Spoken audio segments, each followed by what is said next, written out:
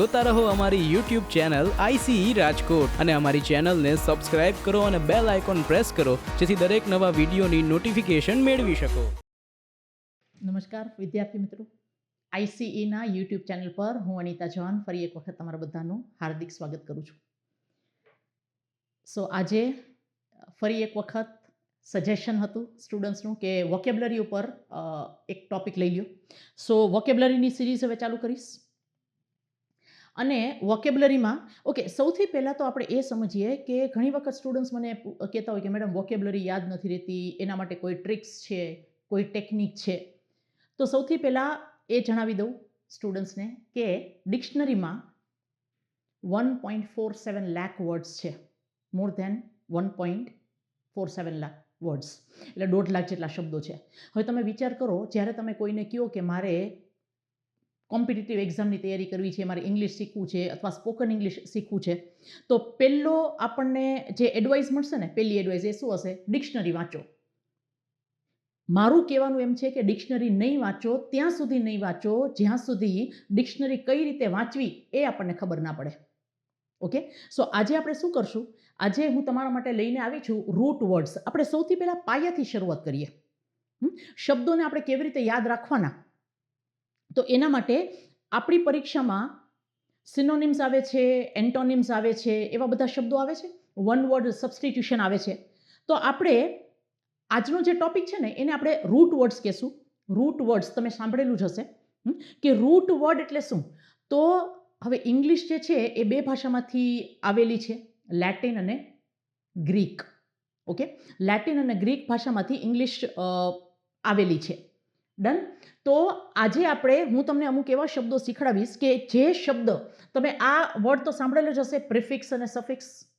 Prefix એટલે શું કે કોઈ એક બેઝિક શબ્દ છે એની આગળ તમે એક શબ્દ મૂકી અને બીજો શબ્દ બનાવો તો એને કહેવાશે પ્રિફિક્સ. અને તમે પાછળ એ શબ્દ મૂકો, માની લ્યો કે હું એમ કહું કે અન્ડરસ્ટેન્ડ, અન્ડરસ્ટેન્ડ, તો આ એક વર્ડ છે, એની આગળ તમે સપોઝ એમ મૂકો મિસઅન્ડરસ્ટેન્ડ, તો અર્થ બદલાઈ ગયો. તો આજે આપણે અમુક એવા પ્રિફિક્સ શીખીશું કે જેનો અર્થ, એ જે રૂટ છે એ લેટિન શબ્દમાંથી આવેલો છે અને એનો અર્થ કોઈ સ્પેસિફિક થાય છે. ચલો આપણે સમજી લઈએ કેવી રીતે. સૌથી પહેલો શબ્દ હું તમને શીખડાવીશ, રૂટ વર્ડ છે MAL. હવે MAL જેવું તમને અહીંયા પિક્ચર દેખાય છે, એના અર્થ પણ એવો જ થાય છે. જે શબ્દ માલથી શરૂ થતા હોય એનો મતલબ થશે કે ખરાબ. માલનો મિનિંગ શું થશે? બેડ અથવા ઈવલ, શૈતાની. ઓકે, તો આપણે જોઈએ માલથી શરૂ થતા શબ્દો અને એનો અર્થ. માલનો મિનિંગ શું થશે? તમારે ખાસ આ લખી લેવાનું. હું તમને અમુક વર્ડ સમજાવીશ એમાં. ફોર એક્ઝામ્પલ, માલ ફંક્શન. હવે માલને તમે પ્રિફિક્સ તરીકે લીધું છે, ફંક્શન એટલે કામ કરવું. તો માલ ફંક્શન એટલે શું? ખરાબ રીતે કામ કરવું. માની લ્યો કે તમારો મોબાઈલ છે અવારનવાર હેંગ થઈ જાય છે, તો તમે કહી શકો માય મોબાઈલ ઇઝ માલ ફંક્શનિંગ. ફંક્શન તો કરે છે પણ ખોટી રીતે. તો ખોટી રીતે ફંક્શન કરવું, when something is functioning badly, એને કહેવાશે માલ ફંક્શન. કોઈ પણ મશીન ખરાબ થઈ જાય તો એને કહેવાશે માલ ફંક્શન. સિસ્ટમ પણ ખોટી રીતે કામ કરતું હોય તેને માલ ફંક્શનિંગ કહેવાય. માલ ફંક્શન એટલે શું કે જે રીતે કામ કરવું જોઈએ એ રીતે નથી કરતું, પણ ખરાબ રીતે કરે છે, કારણ કે માલનો મિનિંગ થાય છે બેડ અથવા ઈવલ. ચલો બીજો એક આપણે વર્ડ જોઈએ માલ ઉપરથી, મલેરિયા. ઓકે, હવે a disease originally thought to be caused by bad air. Okay, malaria, ખરાબ હવાથી ઉત્પન્ન થતી બીમારી. માલ એટલે ખરાબ. Okay, so malaria a disease કે જે એક એવી બીમારી કે જે ખરાબ એરના કારણે. માલ એટલે ખરાબ. ચલો લખી લેજો. માલ ફંક્શન, મલેરિયા. માલ એટલે બેડ અથવા ઈવલ. ચલો હજી એક વર્ડ આપી દઉં તમને, માલ ફોર્મ્ડ. હવે ફોર્મ એટલે ફોર્મ એટલે શેપ, માલ ફોર્મ્ડ એટલે બેડલી શેપ્ડ, જેનો આકાર છે એ બગડેલો હોય, આકાર બગડી ગયો હોય. સે ફોર એક્ઝામ્પલ બોટલ. હવે બોટલને, પ્લાસ્ટિકની બોટલને તમે દબાવો ને તો એનો આકાર બગડી જાય, તો એને શું કહેવાય? એનો જેવો શેપ હોવો જોઈએ એવો નથી, બટ ઇટ ઇઝ માલ ફોર્મ્ડ. ગાડીમાં ગોબા પડી જાય તો શેપ બદલી જાય ને, માલ ફોર્મ્ડ. એટલે જેવો એકચ્યુઅલી એનો ફોર્મ હોવો જોઈએ એવો નથી, બેડલી શેપ્ડ. ઓકે, માલ ફોર્મ્ડ. તમને આ સિનોનિમ્સ, એન્ટોનિમ્સ અથવા વન વર્ડ સબસ્ટિટ્યુશનમાં ખાસ કામ આવશે, વન વર્ડ સબસ્ટિટ્યુશનમાં. ઓકે, ચલો પછી છે માલ ન્યુટ્રિશન. હવે ન્યુટ્રિશન એટલે બધાને ખબર જ છે, પોષણ, કુપોષિત. માલ એટલે ખરાબ, માલ ન્યુટ્રિશન એટલે અ કન્ડિશન ઓફ બેડ ન્યુટ્રિશન. આને શું કહેવાશે? કુપોષણ, કુપોષણ. ઓકે, ચલો ગુડ. વન વર્ડ સબસ્ટિટ્યુશન આ રીતે યાદ રાખશો તો તમને વધારે સારી રીતે યાદ રહી જશે ગોખવા કરતા.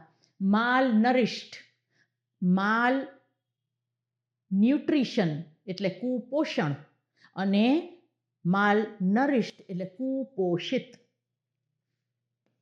જેનામાં પોષણ ઓછું છે એ વ્યક્તિ. પછી માલ પ્રેક્ટિસ. માલ પ્રેક્ટિસનો મિનિંગ શું થાય? સી, પ્રેક્ટિસ એટલે શું? ડોક્ટર લોકો પ્રેક્ટિસ કરે ને, પણ એક એવો ડોક્ટર કે જેની પાસે ડિગ્રી નથી, ક્વોલિફિકેશન નથી, એને શું કહેવાશે? માલ પ્રેક્ટિસ. માલ પ્રેક્ટિસ એટલે બેડ પ્રોફેશનલ પ્રેક્ટિસ. કે જે વ્યક્તિ, હવે માની લો કે મારી પાસે ટીચિંગનો અનુભવ નથી, મારી પાસે ટીચિંગની ડિગ્રી નથી, પણ છતાં હું શિક્ષક તરીકે ફરજ બજાવતી હોઉં તો એને કહેવાશે માલ પ્રેક્ટિસ. પ્રોફેશનલી હું એને લાયક નથી, એને કહેવાશે માલ પ્રેક્ટિસ. ઓકે, માલ પ્રેક્ટિસ. ચલો ગુડ. હવે આપણે જોઈએ માલ ઉપર હજી એક વર્ડ, મેલિશિયસ. મેલિશિયસ. આ માલ એટલે ખરાબ જ છે. ઓકે, મેલિશિયસનો મિનિંગ શું થશે? કે એક એવો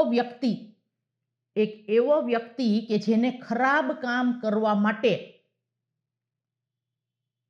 પ્રોત્સાહિત કરે છે, પોતાની જાતને પ્રોત્સાહિત કરે છે, એને કહેવાશે મેલિશિયસ.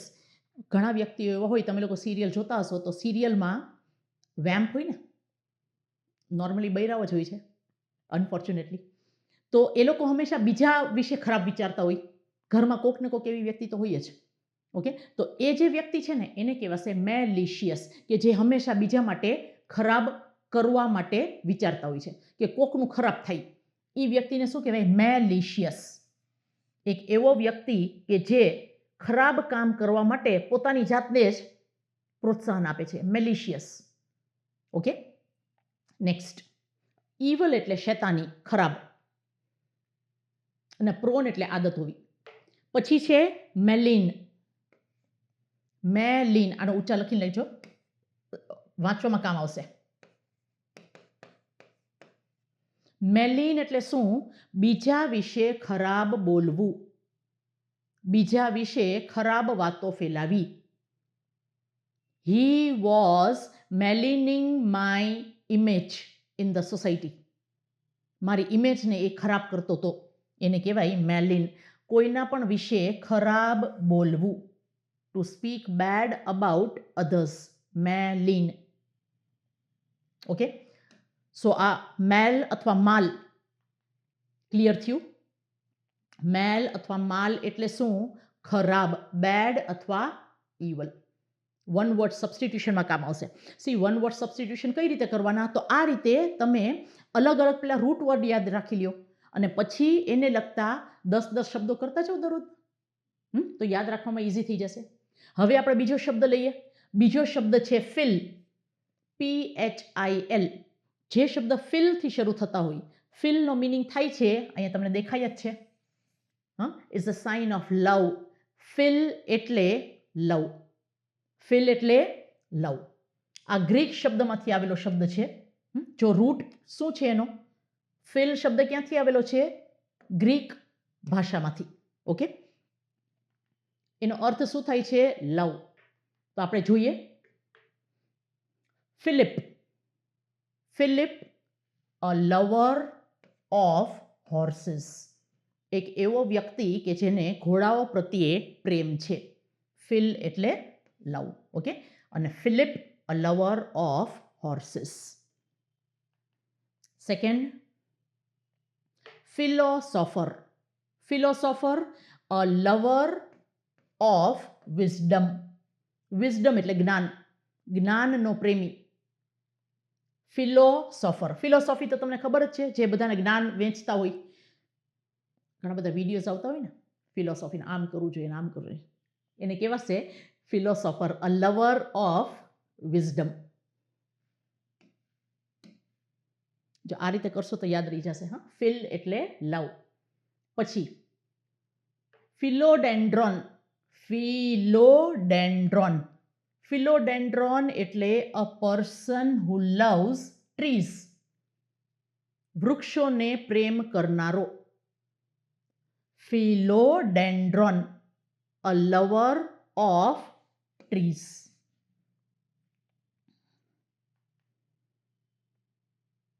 પછી ફિલેન્થ્રોપિસ્ટ, આ તો તમને આવડતું જશે, કેટલી બધી વાર પરીક્ષામાં પૂછાયેલું છે. હવે જો કે નહીં પૂછે, ચવાઈ ગયો છે વર્ડ. ફિલેન્થ્રોપિસ્ટ, ફિલેન્થ્રોપિસ્ટ એટલે a person who loves mankind, માનવતા પ્રેમી. A person who loves mankind, a lover of humans. Philanthropist, માનવતા પ્રેમી. ફિલવાળા બધા કયા શબ્દો? હા, જે લવ દર્શાવે છે. ઓકે, ચલો નેક્સ્ટ. આ હેમો શબ્દ તમને કંઈ યાદ દેવડાવે? હેમોગ્લોબિન. હેમો શબ્દ છે ને, એ પણ આપણે આગળ કરશું. હેમો શબ્દ આવે એટલે સમજી જાણો કે it is related to blood. Okay, અને અહીંયા ફિલ આપ્યું છે તો શું થઈ જશે? અ લવર ઓફ બ્લડ, એક એવો વ્યક્તિ કે જેને, બેટા આવા પણ વ્યક્તિઓ હોય દુનિયામાં. અ લવર ઓફ બ્લડ, લોહી જોઈને મજા આવે. મારા જેવાને લોહી જોઈને ચક્કર આવે, અમુક લોકોને લોહી જોઈને મજા આવે. ઓકે, તો એને શું કહેવાશે? હેમોફિલિયાક. આનો ઉચ્ચાર લખવો હોય તો લખી નાખજો, હેમોફિલિયાક. હેમોફિલિયાક, હેમો એટલે રિલેટેડ ટુ બ્લડ, હેમોગ્લોબિન, અને હેમોફિલિયાક means a lover of blood, a person who loves blood. ચલો નેક્સ્ટ. ઓટોફિલે, ઓટો એટલે મેળે મેળે. ઓકે, અને autophile a person who loves to be alone, હું એકલો એકલો જ. ઓટોમેટિક, મેળે મેળે ચાલુ થઈ, કોઈની હેલ્પની જરૂર ના પડે. ઓટોફિલે એટલે એવો વ્યક્તિ કે જે એકલો રહેવા માંગે છે, કોઈની જરૂર નથી. Okay, a person who loves to be alone, a person who loves to be alone, એક એવો વ્યક્તિ કે જે એકલો રહેવા માંગે છે. ઓટોફિલે. ઓટો એટલે મેળે મેળે, જેની લાઈફ મેળે મેળે ચાલે છે, કોઈની જરૂર નથી, એને કહેવાશે ઓટોફિલે. ઓકે, ચલો next. Bibliophile, bibliophile a lover of books. હજી એક તમને વાત કહી દઉં કે આ જે શબ્દો છે ને તો તમારે યાદ રાખવાના જ છે, પણ એઝ અ ટીચર મારે તમને સમજાવવાનું હોય અથવા શીખવાડવાનું હોય કે શબ્દો યાદ રાખવાની ઇઝી રીત કઈ છે. તો તમે જો આવી રીતે રૂટ વર્ડ યાદ રાખી લ્યો તો આઈ થિંક તમને લોકોને યાદ રાખવામાં વધારે સારું પડશે. કે ફિલે શબ્દ આવ્યો એટલે લવર જ આવશે, માલ શબ્દ આપ્યો તો બેડ જ હશે. હજી હું તમને આવા શબ્દો આપીશ એટલે એ શબ્દો તમે યાદ રાખી લેશો ને તો 4 ઓપ્શનમાંથી આન્સર મેળવવામાં તમને ઇઝી રહેશે. બાકી તો તમારે આ ગોખવાના જ છે, પણ ગોખવા માટેની પણ એક ટેકનિક હોય ને, એ ટેકનિક હું તમને સમજાવું છું. ઓકે, બીજી આમાં કોઈ જાદુઈ છડી નથી બેટા, તમારે આ જ રીતે કરવું પડશે. બિબ્લિયોફિલે a lover of books. Try કરજો આ રીતે યાદ રાખવાનું, ઘણો ફાયદો થશે. પછી છે ફિલોલોજિસ્ટ. બેટા લોગનો મિનિંગ થાય છે શબ્દો. લોગનો મિનિંગ શું થશે? શબ્દો. આને લગતા વર્ડ્સ પણ હું આગળ લઈ આવીશ. આ પણ એક રૂટ વર્ડ છે. લોગ એટલે શબ્દો. અને ફિલોલોજિસ્ટ અ લવર ઓફ વર્ડ્સ. શબ્દોનો પ્રેમી. વાક ચાતુર્ય હોય, શબ્દો ગમતા હોય, પોતાની વાતને શબ્દોમાં એક્સપ્રેસ કરતા આવડતું હોય. ફિલોલોજિસ્ટ અ લવર ઓફ વર્ડ્સ. શબ્દોનો પ્રેમી. ઓકે, હવે આપણે જોઈએ નેક્સ્ટ. આજે હું તમારા માટે 4 રૂટ વર્ડ્સ લઈ આવી છું. આપણે કટકે કરશું ધીમે ધીમે. માલવાળા લખાઈ ગયા, પછી ફિલવાળા. હવે આપણે લઈ આવ્યા છીએ મિસ. MIS. શું દેખાય છે અહીંયા? મિસ થી જે શબ્દ શરૂ થતા હોય એ હેટ્રેડ, નફરત. નફરત. મિસઅન્ડરસ્ટેન્ડિંગ આપણે કહીએ છીએ. મિસવાળા શબ્દો હોય એ હેટ્રેડ દેખાડે અથવા નેગેટિવિટી દેખાડે. ઓકે, સૌથી પહેલો શબ્દ મિસેન્થ્રોપ. ફિલેન્થ્રોપિસ્ટ. ફિલ એટલે love. Philanthropist a person who loves mankind. તો એ જ રીતે મિસ, અહીંયા મિસ આપ્યું છે તો શું હશે? અ પર્સન હુ હેટ્સ મેનકાઇન્ડ. કારણ કે મિસ શું દેખાડે છે? હેટ્રેડ દેખાડે છે. ઓકે, તો મિસવાળા બધા શબ્દો જે છે એ હેટ્રેડ જ દેખાડશે. Misanthrope a person who hates mankind. Misogamist. Misogamist a person who hates marriages. જેને લગ્નથી નફરત હોય. Misogamist a person who hates marriages. કારણ કે મિસ એટલે હેટ્રેડ. ચલો, વેરી ગુડ. નેક્સ્ટ. એક જ મિનિટ બેટા.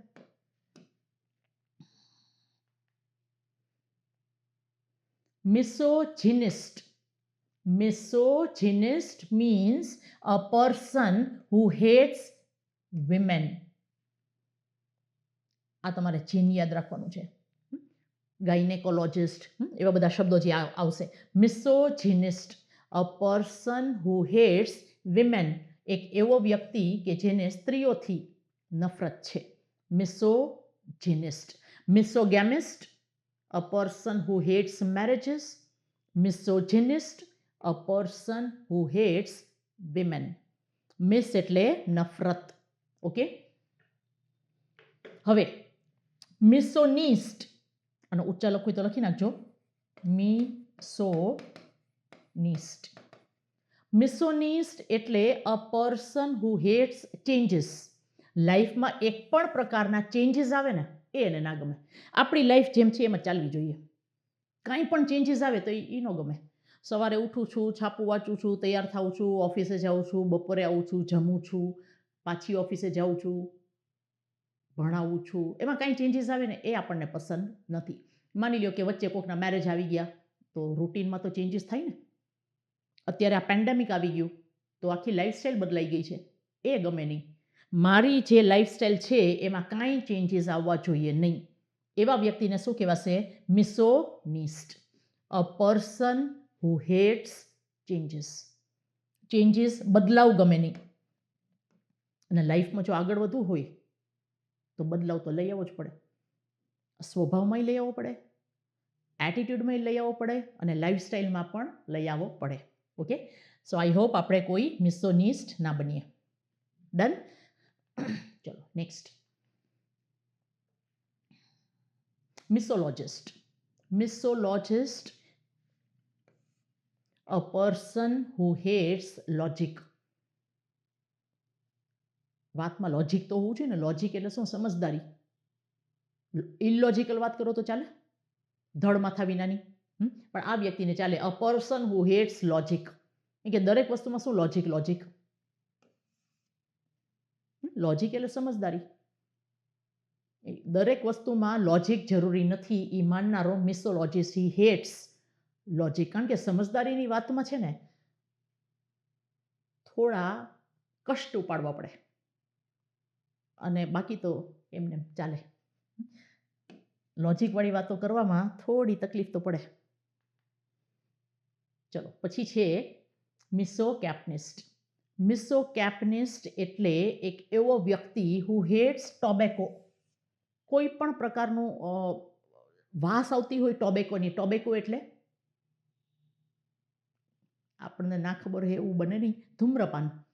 ઓકે, ટોબેકોનો સ્મોક, ધૂમ્રપાનનો જે ધુમાડો હોય એનાથી જેને તકલીફ પડતી હોય. Hats, a person who hates tobacco અથવા ટોબેકો સ્મોક એને કહેવાશે મિસોકેપ્નિસ્ટ. શું કહેવાશે એને? મિસોકેપ્નિસ્ટ. મિસોકેપ્નિસ્ટ. ચલો યાદ રહી જશે ને. Misologist, a person who hates logic, અને misocapnist, a person who hates tobacco or tobacco smoke. અને આજના દિવસનું છેલ્લું લખાવી દઉં, પેન. ઘણી વખત તમે સાંભળ્યું હશે પેન ઇન્ડિયા, બધે ફેલાયેલું. એના પરથી આ વર્ડ છે પેન્ડેમિક. ચલો આજે કરાવી જ દઉં આ શબ્દ. પેન એટલે શું? કે જે બધે ફેલાયેલું હોય.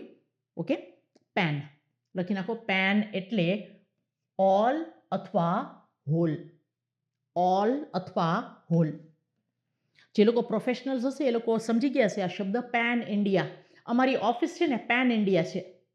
એનો મિનિંગ શું થાય? ઇન્ડિયામાં મોસ્ટલી બધા શહેરમાં મારી ઓફિસ છે, અમારો ફેલાવો છે. ઓકે, ચલો તો પેનવાળા શબ્દ જોઈ લઈએ. પેનેશિયા. પેનેશિયા એટલે જડીબુટી. પેનેશિયા એટલે શું? અને આનો ઉચ્ચાર શું કહેવાય? પેનેશિયા. પેનેશિયા એટલે જડીબુટી. Remedy for all disease. જડીબુટી એ શું કામ કરે? કોઈ પણ બીમારી હોય, કાયમ ચૂર્ણ પેનેશિયા હોઈ શકે. તો રેમેડી ફોર ઓલ ડિઝીઝ, બધી બીમારીનો ઈલાજ એને કહેવાશે પેનેશિયા. લખાઈ ગયું પેન. પેન એટલે આખે આખું. પછી આવે છે પેનોરામા. પેનોરામાનો મિનિંગ શું થાય? સાયન્સના સ્ટુડન્ટ હશે એને ખબર હશે. Panorama means view from all directions. View from all direction. પર્વતની ચોટી ઉપર ઊભા હો ને તો તમને ચારે બાજુ દેખાય, એને કહેવાશે પેનોરામા. ઓકે, અમુક એવી બિલ્ડિંગ્સમાં પણ હાઈ રાઇઝ બિલ્ડિંગ હોય એમાં પણ એ લોકો લખતા હોય છે કે top floor it has panorama view. Means view તમે બધી ચારે બાજુએ જોઈ શકો. Panorama, view from all directions. Okay,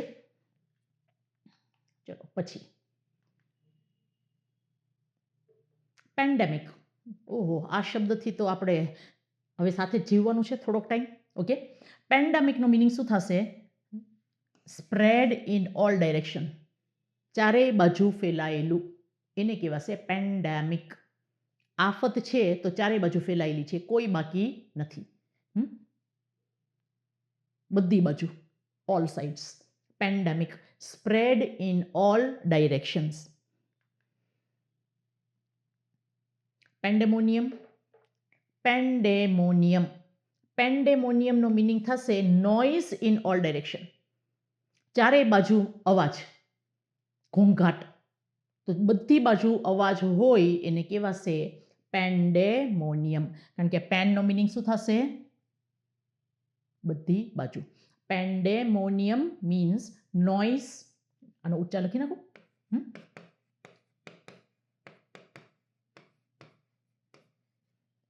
પેન્ડેમોનિયમ, noise in all direction. હવે તમે મને કહેશો કે મેડમ તમે આમાં ગુજરાતીમાં કેમ નથી લખ્યું, કેમ ઇંગ્લિશમાં લખ્યું છે? બેટા ઇંગ્લિશમાં એટલા માટે લખ્યું છે કારણ કે તમારી પરીક્ષામાં આ ઇંગ્લિશમાં આવશે. તો માની લો કે હું તમને ખાલી આનો અર્થ ગુજરાતીમાં કહું તો આનો અર્થ તમને યાદ હોય, પણ એને ઇંગ્લિશમાં શું લખેલું આવશે એ તમને ખબર જ ના હોય. હંમેશા હું શું કહું છું કે તમે શું ભણો છો ને એ ઇમ્પોર્ટન્ટ નથી, તમે કેવી રીતે ભણો છો ને એ વધારે ઇમ્પોર્ટન્ટ છે.